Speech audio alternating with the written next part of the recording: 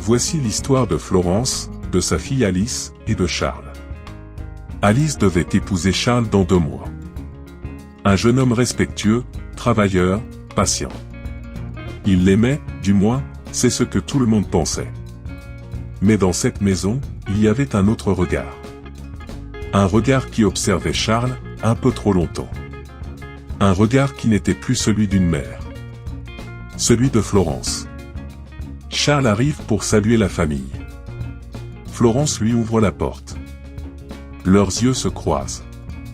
Un léger trouble. Juste assez pour éveiller un malaise. Tout a commencé par des silences. Des salutations trop longues. Des sourires qui n'avaient rien à voir avec la politesse. Florence, douce, trop douce. Charles, tu as maigri, tu travailles trop. Entre donc. Bois de l'eau. Alice, naïve, sourit. Elle ne voit rien. Elle ne sent rien. C'est souvent ainsi que naissent les trahisons, où la confiance est aveugle.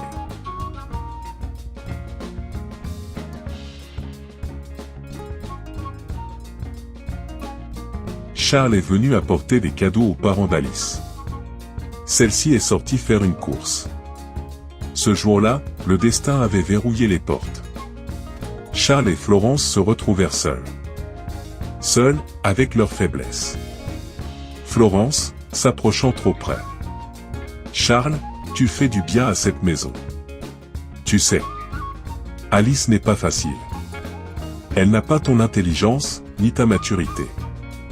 Les mots de Florence n'étaient pas des mots de belle-mère. C'étaient des armes. Des armes pour fracturer l'âme d'un homme. Charles hésite. Florence pose sa main sur lui. Murmure. Et si tu n'épousais pas la bonne personne? Silence. Un silence lourd. Un silence qui scella leur faute.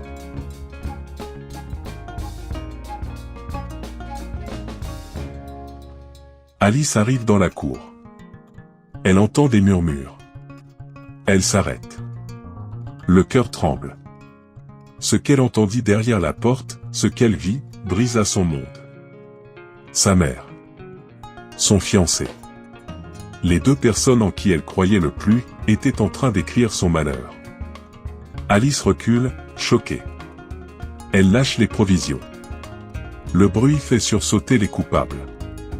Florence et Charles sortent en panique. Alice, d'une voix tremblante, « Maman, comment as-tu pu ?»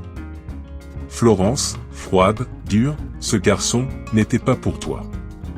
C'est moi qui l'aime. » Ce fut à ce moment précis qu'Alice perdit 2 choses, son amour, et sa mère.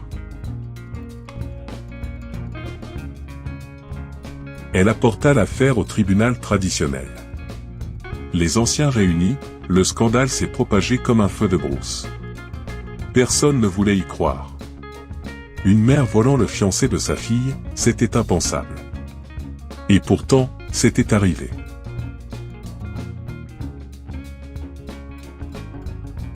Le chef Boudnahaba demanda, « Florence, confirmez-vous ce qu'Alice dit ?» Florence, fière, sans honte, « Oui. Charles m'aime. Et je l'aime aussi. Le cœur ne choisit pas. » Le chef répliqua, « Ah, mais le cœur peut détruire. » Et ce jour-là, le tribunal décida que Florence avait brisé un lien sacré. Verdict, Florence est fautive.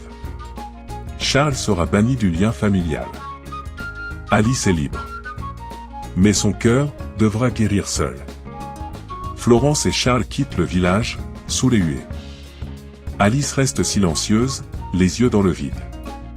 Mais ce que personne ne savait, c'est que Charles n'était pas vraiment amoureux de Florence. Il avait un secret. Un secret qu'il n'avait pas encore révélé. Et qui, très bientôt, allait faire exploser encore plus de vies.